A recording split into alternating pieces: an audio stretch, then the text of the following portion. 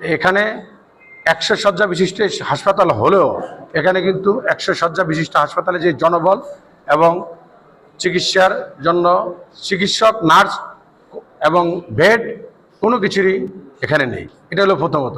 দ্বিতীয়ত হলো এই হাসপাতালে যখন আপনারা জানেন যে প্রায় সময় বিদ্যুৎ চলে যায়, বিদ্যুৎ যখন চলে যায় তখন কিন্তু এখানে আর লোকজন যারা রুগীরা থাকে রাতের অন্ধকার অথবা দিনই হোক, ফ্যান তো দূরের কথা, রাতে একবারে মোমবাতি জ্বালাইতে হয়। এটা আমার কাছে যখন বিভিন্নভাবে আসছে এই কথাটা যে আসলে চরপেশন হাসপাতালে যখন বিদ্যুৎ চলে যায় তখন এই লোকজনের ভোগান্তি সৃষ্টি হয়।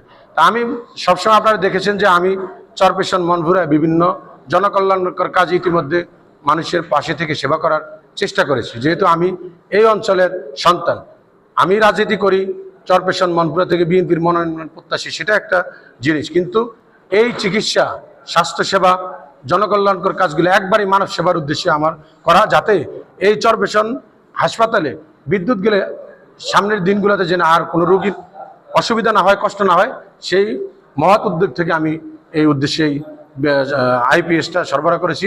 আমি মনে করি যে এই আইপিএস দেওয়া ফ্যান চলবে এবং তারা বাড়তিভাবে চিকিৎসার সুবিধাটা পাবে। তার আপনারা জানেন যে আমার দলের ভারপ্রাপ্ত চেয়ারম্যান জনাব তারেক রহমান তার 31 দফায় 26 দফায় বলেছেন সবার জন্য স্বাস্থ্য, সার্বজনীন স্বাস্থ্য ব্যবস্থা।